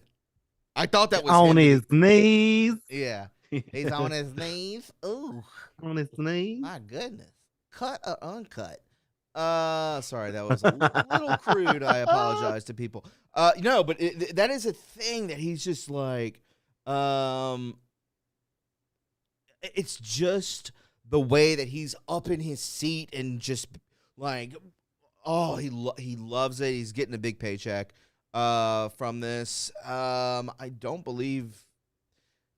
Listen, guys, if you're from South Carolina and you mention Lindsey Graham, 95% of people are going to be like, yeah, that guy sucks. Yep. None of us like him. I don't care if you're Yeah. on the right or the left. No one likes him. And that's Yeah, where that honestly. sits. It's an honest thing. I mean, with all of our friends, whether they're left, right, doesn't matter. They hate him. I don't know anybody that likes this guy by any means necessary. I'll read this to you, everybody, as well. Iran war and why timing is so critical. When someone coined the phrase forever wars, they certainly hit a nerve with the American people. A lot of people being blackpilled. Engaging in conflicts that drag on and on with no end in sight is an anathema to citizens of this country, and for good reason. Just one word is all it takes to give us the shakes. Words like Vietnam and Afghanistan come easily to mind. This is perhaps why, from the outset, President Donald J. Trump has been crystal clear about U.S. objectives and this military engagement with Iran. However, he has not specified an exact timeline because war is unpredictable, and the president is smart enough not to pin himself to one. But make no mistake, timing is everything in this conflict. Who remembers that? Timing is everything. Remember the posts? The U.S. is a little more than 1 week in Operation Epic Fury, and in that brief amount of time, American and Israeli forces have been able to take over 3,000 plus missile sites in the former Persian Empire. According to U.S. Central Command, the U.S. and the IDF military tag team has initiated a tidal wave of bombing operations across the Islamic Republic by air, land, and also sea. It is in no way a fair fight, nor was it ever meant to be, according to Secretary of War Pete Hegseth. The simple fact is that the world is a safer place without Iranian mullahs running terrorist enterprises at will around the globe. Democrat, Republican, or neither, everyone knows Iran is a bad actor, whether they say the quiet part out loud or not. But time is of the essence, and the Trump administration must reckon with America's short temper when it comes to war. How long is this rope? Bzz. Iran's time is up, but so will be CENTCOM's unless they continue full throttle. Right now, the administration is in the honeymoon stage of this operation. U.S. and Israeli defense forces are pounding missile and drone launch sites, as we just heard from President Trump. Republican Guard command and control facilities and military arsenals. Iranian Foreign Minister Abbas Araghis is blustering and bloviating on American news channels, saying Iran is just waiting, in quotes, for the U.S. ground troops to arrive. But that may be a very long wait. It's doubtful that the president would even put boots on the ground in Iran if military armaments are decimated.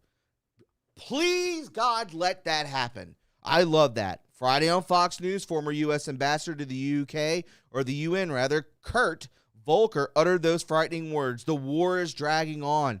This comes only a week into the conflict and demonstrates just how little patience America has for war. Here in the good old U.S. of A. Meanwhile, back at the ranch, the price of gasoline has risen an estimated 11%, setting at $3.32 a gallon since the U.S. began Operation Epic Fury. Guess what? We just showed you those graphs coming from crude oil, and it's going down already. President Trump has thrown around the timetable of 4 to 6 weeks to bring the former Persian Empire to its knees. And that's likely about all the time he has before the American public starts to get antsy. Even with the overwhelming firepower of the U.S. forces, it's going to be tough settling to wrap this up in a neat little package by then. On Friday, March 6th, in an effort to move, this was just 3 days ago, to move things along, the president took to Truth Social and called for the unconditional surrender of Iran. After that, and the selection of the great and acceptable leaders, we and many of our wonderful and very brave allies and partners will work tirelessly to bring Iran back from the brink of destruction, making it economically bigger, better, and stronger than ever before. Iran will have a great future. Make Iran great again. Thank you for your attention to this matter. Whether Iran will be great again is anyone's guess, but it's clear that the U.S. will need to make it snappy if the administration doesn't want a ton of blowback, which is true. Thus, for CENTCOM, it has been rocking this effort, but there's no time to waste. and this war cannot end soon enough for the public. Americans have very little patience when it comes to watching their fellow citizens come home in a flag-draped coffin, as 6 of them have done so far, and the clock is ticking. So, that is out there, and this comes at us from Liberty Nation News. They're on the fence on both sides. Like, they will kind of go pro-right, pro-left, so that is out there. I will say this. This is what President Trump had to say. Ending ahead of schedule. This is what he posted.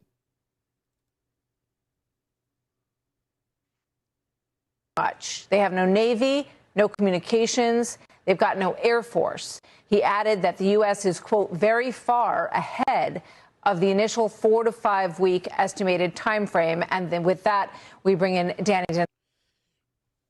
Again, they have no Navy, no communications, which somebody mentioned in the chat before, that they are completely blackout, and they have no Air Force. He added that the U.S. is very far ahead of initial 4 to 5 week estimated time frame, so that is very good. We have not been there. I think we've been over there about a week and a half. So that's where he's staying, and that came out today. Freddie, no Navy, no communications, no Air Force. I think this is going to be quick and swift, clean and swift. And he had mentioned in the very beginning, you will see casualties. That's a part of war. What are we up to? 8, 10 people? I mean, think about the withdrawal from Afghanistan. How many people died there?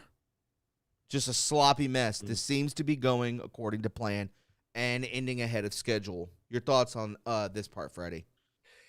Yeah, as you know, I'm very much against basically any foreign war that's complete, unnecessary towards keeping our borders safe. So like the Venezuela thing made sense. There were people kind of posturing up there. It's close enough to home. We got to nip it in the bud, right? Right.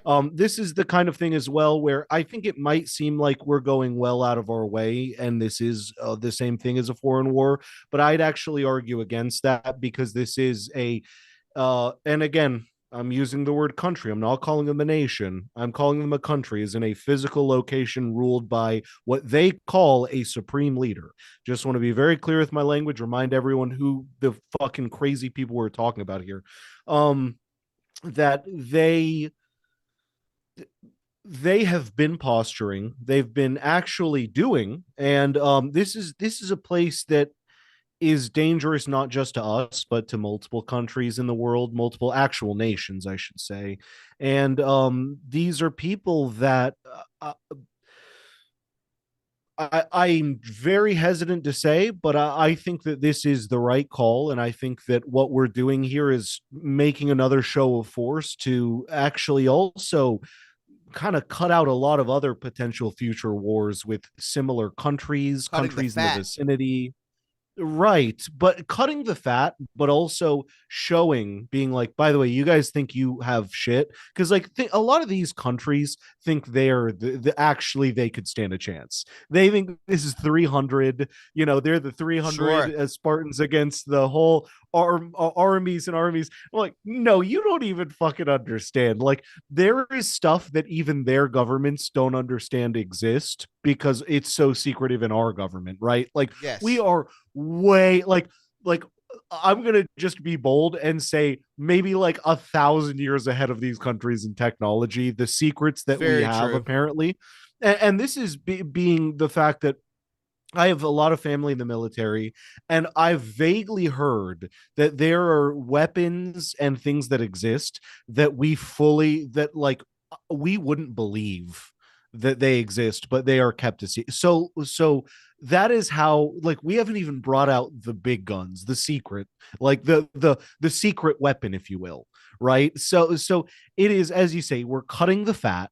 We are taking this country that wants to be a nation and by taking over our own nation, we are showing them what's what. And we're showing all of these other similar countries, step the fuck up.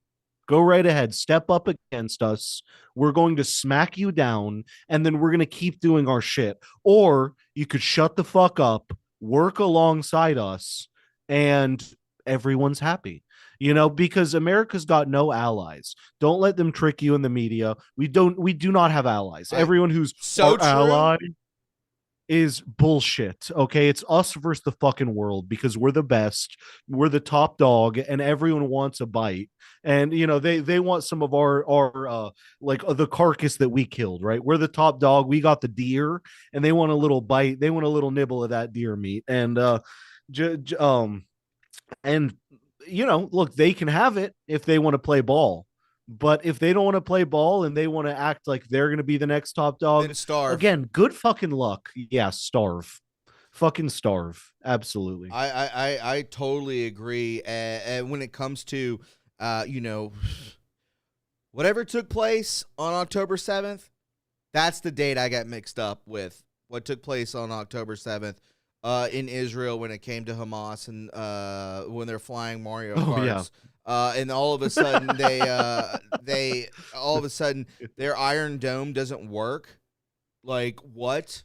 Like now it's back up work. Like it was just for a few matter of moments, and then this took place. Is very sketchy to me. I'm always going to say that. But again, we are the dog. We are the big dog. We do not want to believe that we are the piggy bank. We are the piggy bank. They will always come to try and bleed us dry, like the ticks that they are. It's gross. It's disgusting, and I 100% agree with you. We do not have allies at all. I don't care about other countries. I care about this country, and that's it. And I think we both can agree on that for sure. I wanted to read this to you. This is from General Michael Flynn. Not that. Please don't drag over OBS. Where did that go? Right here. Boom. Here we go.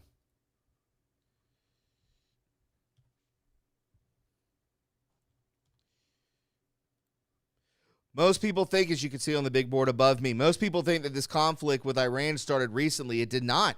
Iran has been killing Americans for decades, and the American public deserves to understand that history before accepting the media's version of, let's say, current events. This is not a new enemy. This is a patient, persistent adversary that has operated through proxies, surrogates, and state-sponsored terrorism for over 40 years. The blood of American servicemen and women is on their hands many times over. He goes on to say this as well.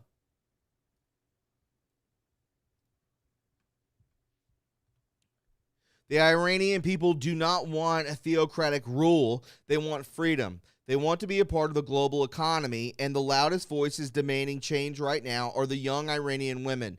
The question the world needs to start answering is what comes next. That is out there for sure, and we've talked about this. Can you see this? Yes, Ray Dre, I could see this for sure. I wanted to show you this as well. When it comes to clickbaiters, and I got this from our good friend Jordan Sather. You can see it right here, and we're gonna get into this from Stu Peters. You trust him? You're on the wrong side of the country. You're on the wrong side of the line. Trump might institute a draft. Are you insane? Do you honest to God think that that's going to happen? Do you really think that he's going to do that? We have the strongest military ever. A draft. This isn't Vietnam. This isn't 20 years ago. This isn't the Iran-Afghanistan war. We're not going to get into that. Alex Jones, actor James Woods agrees with Nick Fuentes that it's time to leave the GOP party after Senator Thune killed the Popular Save Act and House Republicans joined Dems to suppress the details of an $18 million taxpayer dollar slush fund that was used to hide sexual harassment crimes. It's a bad day for clickbaiters. Official White House accounts shitting on Stu Peters for misstating Caroline Leavitt's words. She's press secretary. And James Woods, who was back in the day a beast on Twitter, formerly known as Twitter. Yeah. They're doing that. They're shitting on Alex Jones for claiming James Woods agrees with Nick Fuentes as if they even talked, and they didn't. Glorious scenes. These people are 100% Stu Peters and Alex Jones They are clickbaiters. I recently watched Alex Jones on Duncan Trussell's, if you don't know who he is, he's a comic. And he was just stating crazy stuff. Not really getting into Iran, but just talking about old stuff that we get. It is clickbait for sure. Just understand that all day long, you got to use discernment. Everyone has to use discernment because there are so many paths and places that you can go in your head to get black-pilled. And I'll admit, I was black-pilled. I'm back, baby. I'm back, baby. I believe in President Trump. I believe in this country. I will not get bogged down. I will not get sedentary on what is taking place. I'm done. I'm over that. I kind of had a good talk with a good friend for a couple hours. Put me right back where I needed to belong when it comes to this. There's a lot of clickbaiters out there, Freddie, and I know you won't fall for them. None of us need to fall for them, but it is out there. And that's a weapon that they can use against us. Bad people, man. That's bad karma, bad feedback. I don't like it. Yeah. Your thoughts on these clickbaiters? Yeah, well, so you know my stance. I'm weirdly apolitical for how much I like talking about politics, but my whole thing is I kind of don't think I can necessarily 100% trust a person unless I am face to face with them, shaking their hand, and I know them. It's part of why this show started, because we're buddies. Yeah, exactly. Like we literally ran into each other. We didn't even mention we ran into each other at a comedy show last week, Wednesday. That was so weird, right? Yeah, we ended up sitting next to each other on accident, and so I watched you walk in, and I was like, no fucking way. Anyway, but so we are living so much in the same area, we're accidentally bumping into each other, and it's even funnier that it shows our similar proclivities, that it's like we actually end up in the same place. But I say that to say, so I don't trust necessarily any politician or public figure 100%. However, what I do appreciate about Trump is that he is, at the end of the day, we keep forgetting this because he was already president, but he's still an outsider to politics. And that's something I really appreciate, is he was a businessman. And I'm going to be honest, I trust a businessman more than a politician, because I know a businessman wants to make money and grow business. And clearly what he's done here is make America that outlet and be like, hey, we need a better country to help our businesses, help everything thrive. And so I'm very excited about someone like that, who is more concerned about us, the American, the everyday person that he should take care of, as opposed to these random ideologies of these fringe minority of people that are loud about things. And I think you're right. I had a very similar black pilling issue, but what really brought me back to that as well with the vote of Trump, I think Trump in this sense really helped as well, because seeing Trump voted in over Kamala, who was illegally put into place, let's just be very clear, call a spade, illegally put into that position. She was not voted through the primaries. That's bullshit. They needed to run it again. And Kamala had nothing. I mean, where was she all the 4 years? I've been making videos about this kind of thing, and over all that time, I would just be like, hey, by the way, where in the world do you think Kamala Harris is? That's like a joke I used to make on a channel. I used to, like, one of my old political channels, where I would just say that a lot, because I would just randomly like, hey, just curious, where's she at? She was vaguely in the news like every 5 months, but never doing anything. And so to get back to this, I have been really white pilled, we'll say, or less black pilled, because it shows the everyman woke the fuck up and goes, okay, Trump is the only option. Like, I'm a big proponent of third parties, but at a certain point, Trump was the only actual realistic option. And also, none of the third party candidates still is good. But still is. But obviously, hoping to pass that down to someone like JD, and right, we need like a legacy is kind of my thing though as well, right? And so that being said, though, it was nice that the everyman could wake up, get their head out of their ass, and go, okay, this is serious. We can't play these bullshit ideology games. And if you've noticed, when Trump got elected in, it took this weight off everyone's shoulders. and like you can say bad words again, or what we're considered, what we didn't even consider bad words, but or certain words and things like that. Or I have a buddy who's a very popular YouTuber, Camelot 331, who was here in Greenville, and we were walking downtown, and he had a flag. He's a NASCAR driver. That's how like one of the things that he's known for. But he had a flag, like a big American flag. That shirt. guy, I know that guy.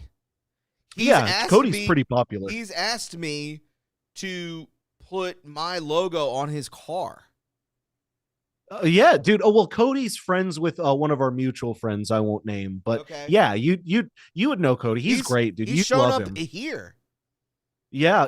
That I believe that, because I'll have to let him know we're doing a show together. He'll laugh, dude. I literally was texting him earlier today. But so Cody, when he was downtown here, he was worried because he had a big ass American flag. Like it's technically a overalls, but like it's a big American flag. And he was walking around, and he wore it to this convention we were at, and he was walking around, and he goes, I'm a little concerned. And I looked at him, I'm like, brother, you're in South Carolina. Do not worry about it. He's like, are you sure? We walked down the street.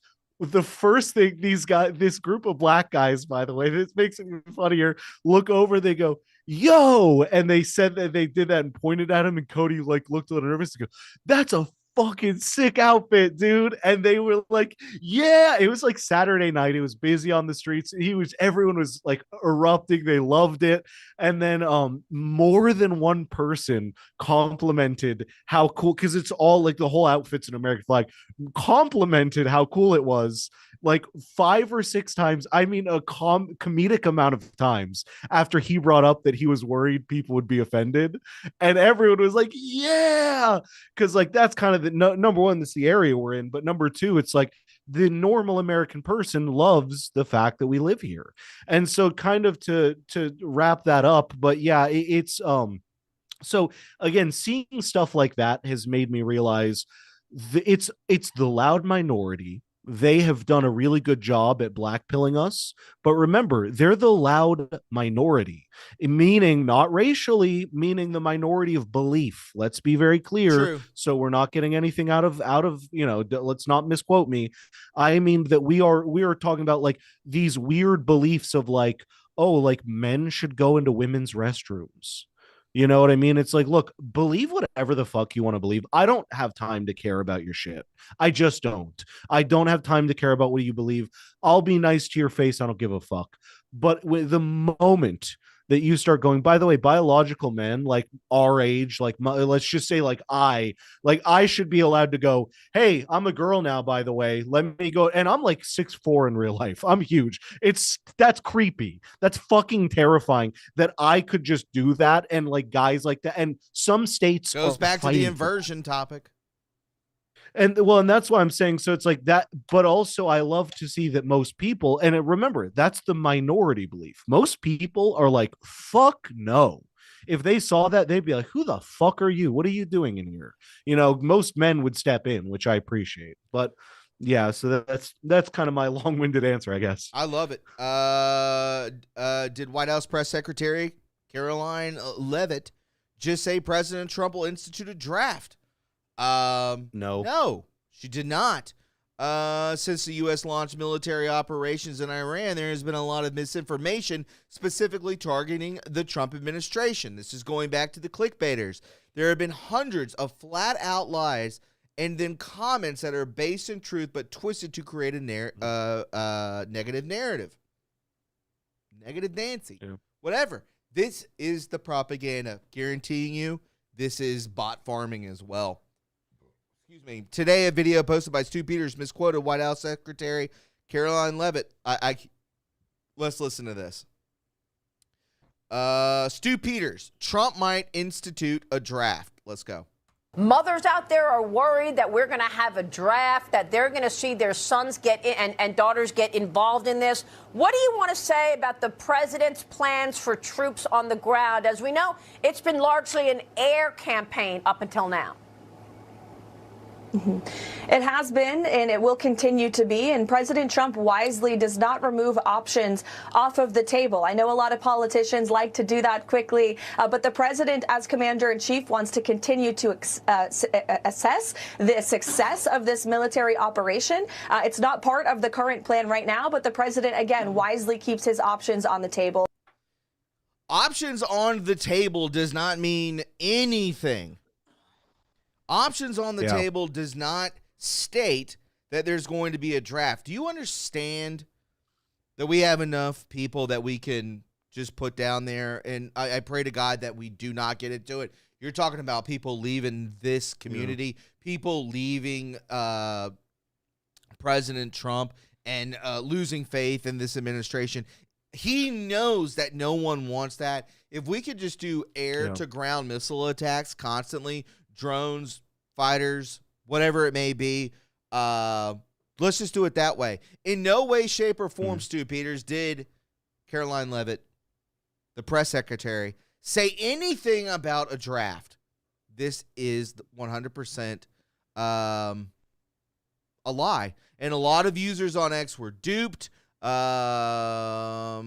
Marjorie Taylor Greene, in fact, how about the answer is no draft, no boots on the ground because we campaign no more foreign wars or regime change. Liars, every single one of them, not my son, over my dead body. What are you even talking about? No one even said it.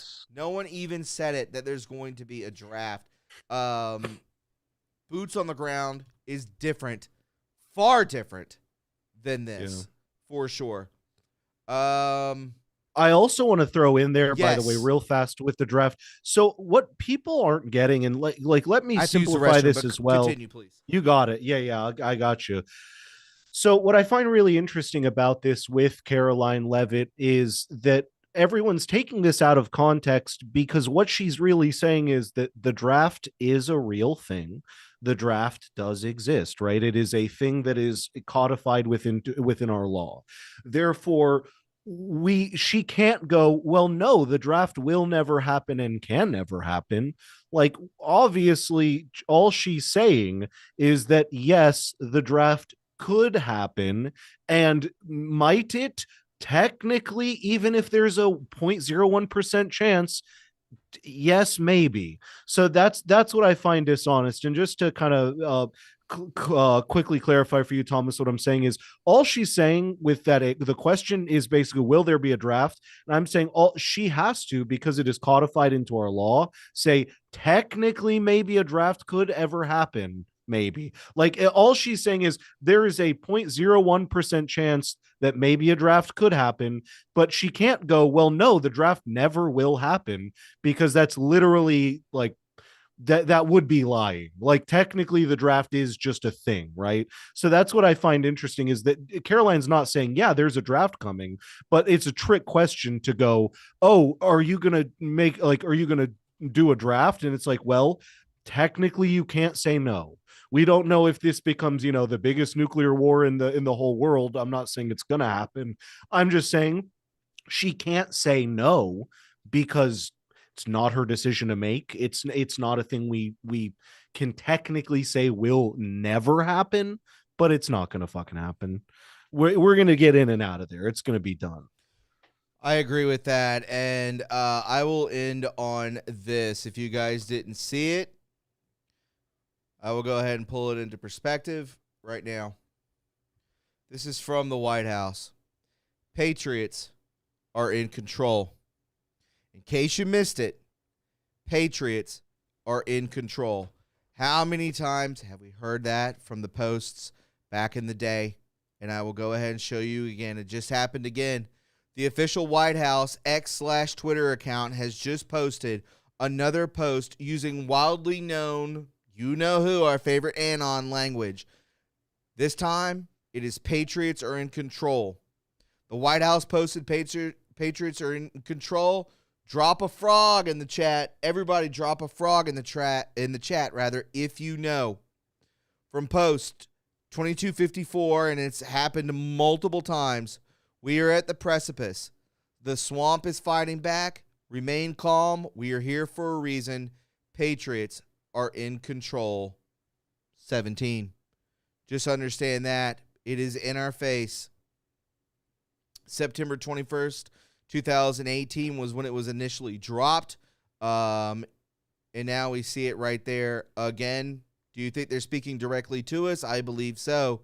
They even tagged "in case you missed it," which stands for "in case you missed it," drawing extra attention to the post. At this point, my friend BioClandestine is right. There are really only two possibilities here. Either the people running these accounts are completely clueless about 17, or are just grabbing random things and posting them without having any idea what they mean,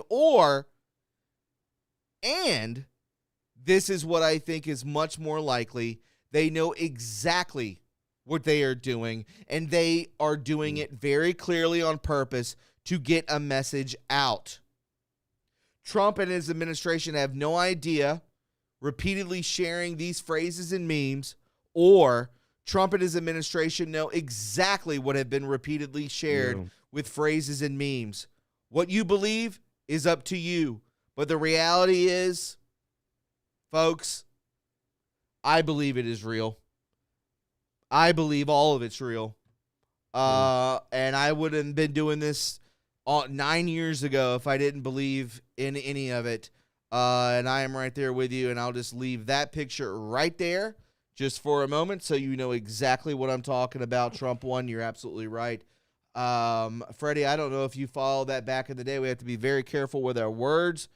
But if patriots are in control and President Trump is in control, I think people need to stop with the blackpilling and move forward with strength, with faith, and with positivity. And I'll leave you with that. Your thoughts on this? Yeah, to be careful for the fact that we're on medias that get offended by them. I'm aware of what you're talking about, and yeah, look, I'm just going to vaguely say I support our president. I'm very appreciative of what he's been doing for us. I appreciate that, again, he's an outsider. He's not someone I really consider a politician, and that's good because I don't like politicians just across the board, to be clear. I think that they're people who have taken a position of, like, public service, and it's kind of turned into public power. That's the real issue, and I feel like someone like Trump is kind of helping weed that out, especially with, you know, in his State of the Union saying things like, you know, being like, stand up if you agree that, you know, it's corrupt to do this and that, and again, someone who is openly listening to the things we've been screaming about, like how is Nancy Pelosi so rich, and actually doing something and saying something. So I am grateful to him. Thank you for having me again, and thank you for the audience. Appreciate all of you. Thanks to everybody for hanging out, whether you are on Pilled, YouTube, or Rumble. We really do appreciate it. Let me go ahead and check Rumble over here, see what they're up to, if anybody showed any love really quick. They did not, but that is okay. Big shout out to Pilled. If you want to drop a super chat, please go ahead and do that now. Listen, we'll be back tomorrow with Brett Collins. Show that love. 17 needs to take care of Israel now instead of last. I totally understand that quote. I totally get it. Let me go ahead and release the gold pills. If you want to help out with super chats, you can actually watch the recording of this video that goes up on my YouTube channel. You can super chat then too. I have it all set up for you to do it that way. Please support Freddie. Freddie, where can they find you? Yeah, so my politics channel that you guys will probably actually enjoy is Coltonic, Coltonic, because my last name is Colton, and it's a bitter shot of the truth. Coltonic, thank you. There we go, guys. That's it. Yeah, come say what's up. Appreciate everyone. Love it very much, guys. I hope each and every one of you have a fantastic evening. Before you dip out, please hit that like button. Please hit that subscribe button. Please hit that notification bell. And I'll see you tomorrow with Brett Collins. Freddie, thank you so much for stopping by and hanging out. What a great show. We love you guys very much. And just know that in the end, God wins. Peace.